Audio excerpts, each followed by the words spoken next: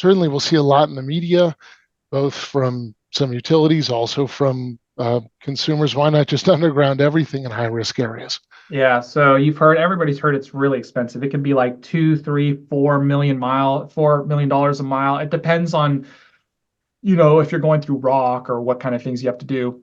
Some underground projects could be a little cheaper, but they're all expensive, way more expensive than doing bare wire or covered wire. The other issue is a lot of times those easements may not allow, or the right of ways and the easements, the language and contracts, things of that nature, and agreements may not allow for underground. So you might have to renegotiate those with every single landowner along that route. That can take years.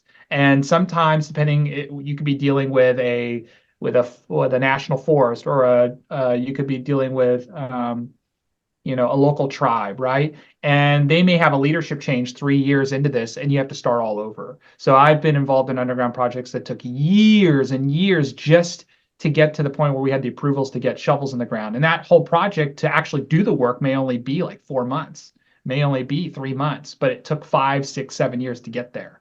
The other thing is a lot of times, you actually it helps to follow roads and things of that nature. It's much more difficult to just underground cross country. And so if you're going from an overhead system that is just going right over the hills and just cross country, you actually need to get new right of ways and new easements so that you can then reroute underground along roadways. And so that can be a lengthy process as well. So then there's the whole converting your overhead services to your customers to underground, which in a lot of cases, that's actually the responsibility of the customer. So that if you underground everything, but your services are still overhead, does that mean you still need the PSPS? So there's a lot more to that, but I guess those are some of the issues that they face when trying to underground. What's the coordination with other companies that are also on that pole? Because I know, like in many cases, your cable is on the same power pole, telecommunications, the rest. Do you have to work with them, or is the utility providing the space? So then Well, it just goes with it. it's challenging. It does have to be coordinated, and there's much less sense of urgency a lot of times with some of these others.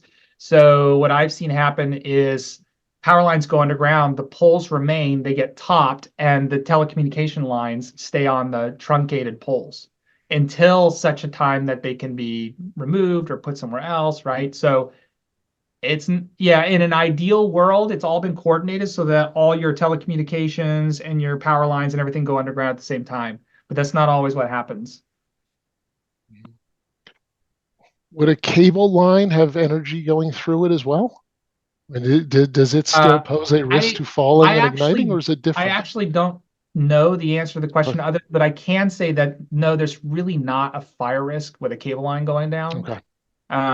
So But that that risk doesn't has mean been there's not a removed. small amount of power flowing through Yeah, it. I'm not actually sure, but it's not the same type of risk. It's not, makes yeah, sense. yeah, telecommunication line isn't going to come down and start a fire. Now, the lashing wires around the telecommunication lines oftentimes do come loose, and they can blow up into the bare power lines above and cause fires. That's actually what caused the Guajito fire in October 2007 in San Diego County. Was a cable company's communication line, the lashing wire came loose and came up into the overhead conductors. Anyways.